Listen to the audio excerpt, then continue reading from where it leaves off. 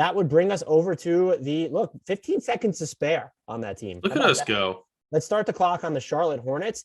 We have to talk about, this isn't the biggest question will be who are you going to hire from, who are you going to upgrade from James Borrego? Is there an actual, there's an upgrade. If you're signing Quinn Snyder, or maybe even if it's a Kenny Atkinson, or if you really are high on Darvin Ham, here are my thoughts on this. And this is leading into my actual question. Was James Borrego even the issue in Charlotte? And the only answers I can come up with, and Kanata Edwards, who's a podcast producer at CBS Sports, he was tweeting about this. If you think Borrego just sort of lost the locker room and the players were done with him and he was adversely impacting your relationship with LaMelo somehow, fine. The other thing that I didn't see people talk about is if you wanted Kai Jones and James Bouknight to get more run this year and he didn't give it to them, I don't think either of them would have solved what ails them. Okay, I get it. Those are defensible reasons. The stuff that I have seen that even with that latter one though, like it's often tough to pin that on the coach because it's also like an edict from the front office. You know, like what you're trying to do right now, if you're trying to win now, if you're trying to develop, that's not solely the coach's responsibility. Also, I also want to make it clear, I don't think the front office wanted it to happen any other way because they traded for Trez midseason. That's not a trade you make if you're trying to open up big man minutes for a Kai Jones. Right. The thing that gets me here is Charlotte improved by winning percentage, like relative to last season, by the equivalent of 5 or 6 wins. This is year 2 of LaMelo. I get that maybe you feel like you're on a clock more so with him because of the iffy landscape with how big qualifying offers are getting and will someone eventually take it or try and request a trade. Look, I'll believe it when I see it. There's so much money in that post-rookie extension, life-changing money, generational money. I'll believe it when I see it. But the other thing is, what was James Borrego supposed to do with this defense? The 2 things I would argue very quickly are they didn't finish in the bottom 10 of points allowed per possession. They overachieved, excuse me. Like that with this, when you look on paper. 2, if you're going to be mad, I saw the stuff like, he didn't maximize or optimize the defensive coverage with Mason Plumlee in it. It's Mason Plumlee. If that's like his failing grace, something's wrong with the way your roster was built. And just as a bonus, I also saw people pointing out some teams defend really well when they play small. Okay, well, some teams don't have Kelly Oubre Jr. or like Cody Martin as their best perimeter defender.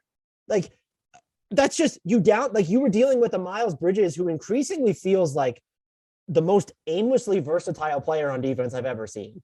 Not ever, that's mean. But again, so I want to hear your thoughts on Borrego. My actual question had to be, are they going to go out and really significantly upgrade the center position? But I want to know what. I had the cop-out answer or the cop-out question here, which is like, who is going to coach this team? Because I think it's the biggest thing that matters. And the answer should be James Borrego. Like, I think that the biggest argument I can see against him is the effort one, because the team did come out flat in both playing games, and that's pretty inexcusable. And it's hard to see how that happens for a team that is fully bought in. It's also a young team that hasn't been there before. And I can't get past the amount of player development that we saw under his supervision. I mean, you go up and down the roster and so many players improved. LaMelo Ball, leaps and bounds better on the defensive end. Also, more of an effectively aggressive version of himself on offense. Miles Bridges in the most improved player conversation, both at the beginning and the end of the season. We saw jumps from Terry Rozier. Cody Martin turned into a really useful player. It goes on and on and on and on. So it's hard for me to come up with a good justification for this unless it is, as you said right off the top, solely about whether he lost the locker room. And we quite frankly don't have insight into that. Sorry, go ahead.